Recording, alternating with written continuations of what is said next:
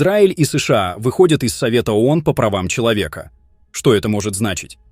Вот так новости. Сначала США, теперь Израиль. Глава МИД Израиля объявил о выходе страны из Совета ООН по правам человека. Буквально накануне Трамп подписал указ о выходе штатов из этого же органа. Совпадение? Очевидно, нет. Это не просто демарш или очередная демонстрация недовольства. Это стратегический ход, который даст Израилю и США свободу действий в будущем, особенно если дело дойдет до новых военных операций. Совет ООН по правам человека давно критикуют за предвзятость против Израиля. Каждый раз, когда начинается очередная эскалация в Газе, Совет ООН по правам человека выдает осуждающие резолюции. Израиль считает, что это политическая кампания, а не объективная оценка. США давно поддерживают Израиль в этом мнении, и вот теперь они вместе демонстративно выходят из игры. Израиль может действовать теперь еще жестче. Теперь любые военные операции Израиля, будь то удары по Хамас в Газе или действия против Ирана, не будут сопровождаться бесконечными осуждающими резолюциями от Совета ООН по правам человека. Да, ООН продолжит критиковать Израиль, но формально он больше не обязан даже реагировать на эти заявления. Юридическая защита от международных судов, многие резолюции Совета ООН по правам человека используются в Международном уголовном суде как аргументы в делах о военных преступлениях. Израиль и США и так не признают юрисдикцию Международного уголовного суда, но теперь у них еще меньше причин вообще обращать внимание на такие процессы. Израиль в прямом противостоянии с Ираном и его прокси-группами – Хамас, Хезболла. США тоже рассматривают возможный удар по Ирану, если тот приблизится к ядерному оружию.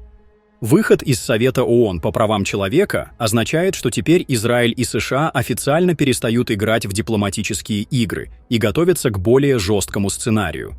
Это прямой сигнал. Мы не будем плясать под дудку ООН. Израиль и США показывают, что не намерены подчиняться международным структурам, которые, по их мнению, работают против них. Вопрос теперь в другом. Кто следующий? Если, например, Британия или другие союзники США поддержат этот шаг, это окончательно добьет Совет ООН по правам человека как авторитетный международный орган. Если же Штаты и Израиль останутся в одиночестве, это лишь усилит их изоляцию в глазах остального мира. Но одно ясно точно – этот выход не просто так, это подготовка к чему-то большему.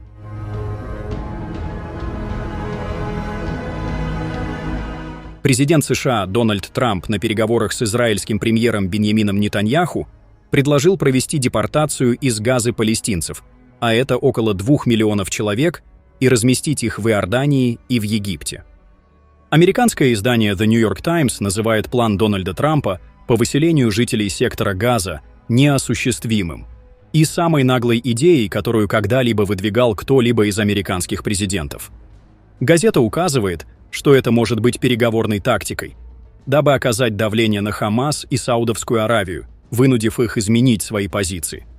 Но дело еще и в том, что он перечеркивает предыдущую стратегию США на Ближнем Востоке, которая связывалась с созданием палестинского государства в контексте существовавшего представления по урегулированию ближневосточного конфликта. Однако это предложение встретило широкую критику и сопротивление. Палестинские лидеры, включая президента Махмуда Аббаса, категорически отвергли идею переселения, заявив, что палестинцы не покинут свою землю. В этой связи американская газета Wall Street Journal цитирует специального посланника США на Ближнем Востоке Стивена Виткофа, который заявил, что Трамп работает над изменением метода, которому следовали на протяжении последних 50 лет, и который не увенчался успехом.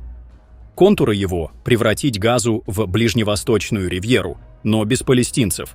При этом Трамп намекнул, что для этого может потребоваться присутствие американских войск на местах в одном из самых неспокойных мест в мире в случае необходимости. Агентство Аль-Джазира предполагает, что это только первый шаг Трампа в регионе по широким преобразованиям с привлечением средств ключевых партнеров в лице богатых арабских стран. Что касается палестинцев, то им обещано, по словам Виткофа, надежда на лучшее будущее, возможно, вдали от раздираемой войной Газы. Он же утверждает, что Трамп выводит эту концепцию на гораздо более высокий уровень, чтобы изменить историю всего региона. Лидеры ряда арабских стран публично отвергли тезисы, а некоторые квалифицируют их как попытку провести в угоду Израилю этническую чистку в Газе, хотя советники Трампа не исключают варианта достижения компромиссных коллективных решений. Когда Трампа спросили, поддерживает ли Вашингтон решение о двух государствах, он только ответил, что сектор Газа был адской дырой для людей, живущих там. В то же время сенатор-демократ Крис Ван Холлен из Мэриленда говорит, что этническая чистка в Газе придаст силы Ирану и серьезно обострит отношения США с саудовской монархией. Эр-Рияд уже заявил, что не будет устанавливать дипломатические отношения с Израилем, пока не реализовано решение о создании независимого палестинского государства со столицей в Восточном Иерусалиме.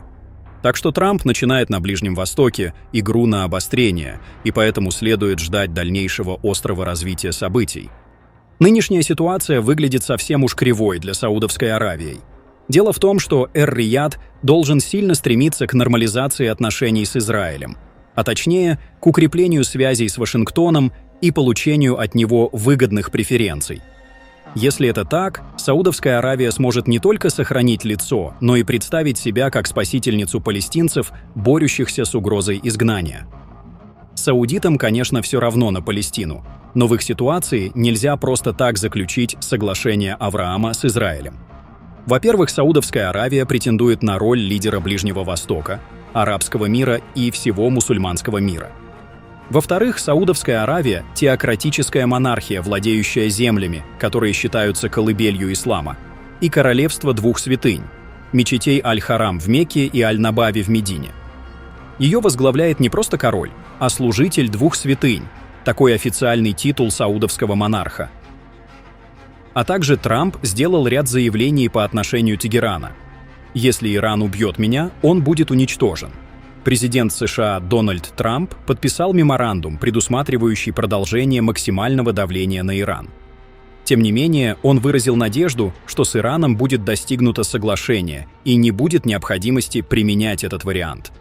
Трамп продолжил свои высказывания при подписании меморандума и заявил, что у Ирана не должно быть ядерного оружия. «Мы не хотим оказывать на Иран слишком много давления». Трамп также добавил: «Но мы не должны позволить Ирану получить ядерное оружие». Многие иранские чиновники не хотят, чтобы Иран приобрел ядерное оружие. По его словам, он хочет, чтобы Иран был великой и успешной страной, но без ядерного оружия.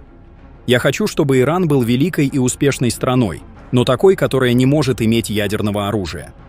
Сообщения о том, что Соединенные Штаты, работая совместно с Израилем, собираются разнести Иран вдребезги, сильно преувеличены. Я бы предпочел проверенное ядерное мирное соглашение, которое позволит Ирану мирно расти и процветать. Мы должны начать работать над ним немедленно и устроить большой праздник на Ближнем Востоке, когда оно будет подписано и завершено.